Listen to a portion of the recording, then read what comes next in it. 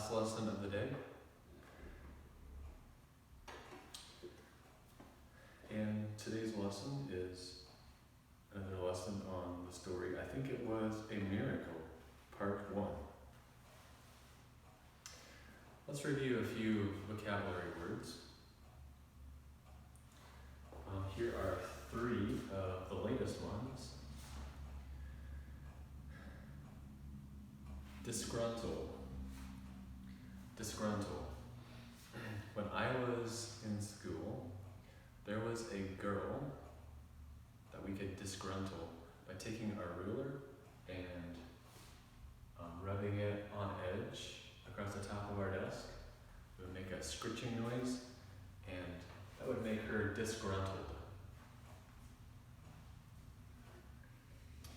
Of course, we did it too much, we got in trouble. Jeopardize. Do you know what jeopardize means? Well, I'll use it in a sentence. When another story that I have from going to school is, I remember one day we were going to school, and the people we were driving to school with,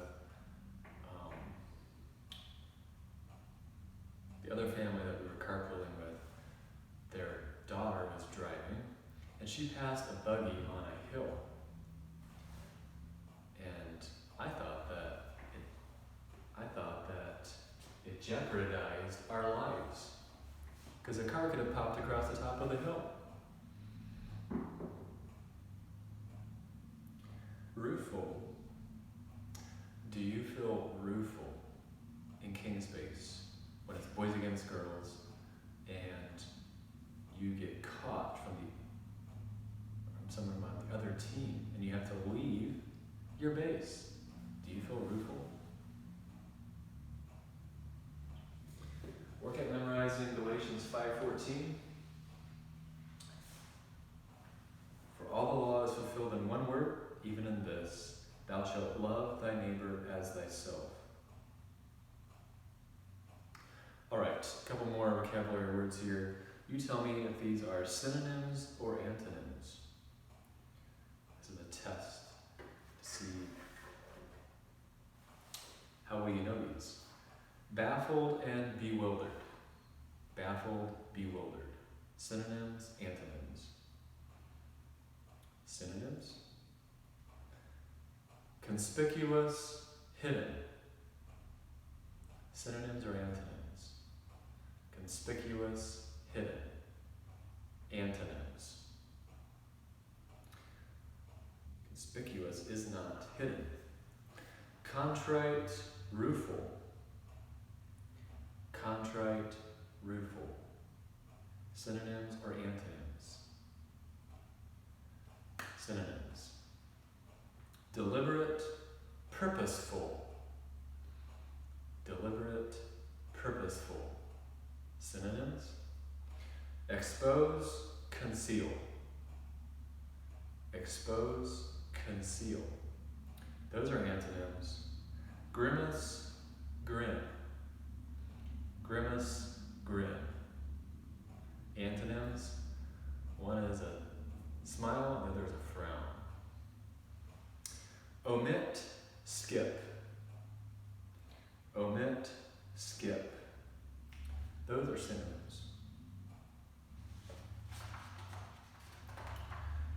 Okay, part of your work today is based on a poem, Out to Old Aunt Mary's. I'm going to read this poem for something different. At the top of this poem it says, do you think Jerry's grandmother had nephews that felt about her the way this poet felt about his Aunt Mary? Wasn't it pleasant, oh brother o' mine? In those old days of the lost sunshine of youth, when the Saturday's chores were through, and the Sunday's wood in the kitchen too, and we went visiting, me and you, out to old Aunt Mary's. It all comes back so clear today, though I am as bald as you are gray. Out by the barn lot and down the lane we patter along in the dust again, as light as the tips of the drops of the rain, out to old Aunt Mary's. We cross the pasture and through the wood, where the old gray snag of the poplar stood, where the hammering redheads hopped awry, and the buzzard raised in the clearing sky and lulled and circled as we went by, out to old Aunt Mary's. And then in the dust of the road again, and the teams we met, and the countrymen, and the long highway with sunshine spread as thick as butter on country bread, our cares behind and our hearts ahead, out to old Aunt Mary's. Why, I see her now in the open door, where the little gourds grew up the sides and o'er the clapboard roof.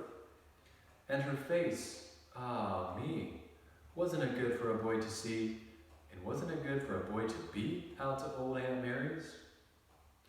And, oh, my brothers, so far away, this is to tell you, she waits today to welcome us. Aunt Mary fell asleep this morning, whispering, "Tell the boys to come," and all is well out to old Aunt Mary's. Written by James Whitcomb Riley.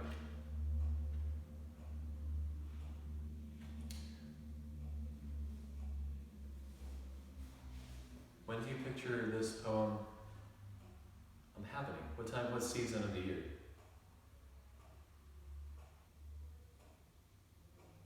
Seems to me that it was in the summertime. Okay, for your oral reading assignment today, I'm going to give you an actual assignment, and that is to read from the beginning of the story to the bottom of page 253. Read it aloud, and it doesn't have to be to anybody. Just go into your bedroom and read it aloud to yourself. As strange as that may seem, I think it's a really good exercise for you to hear your own voice. So read from the beginning of the story to the bottom of page 253, and have a good rest of the day.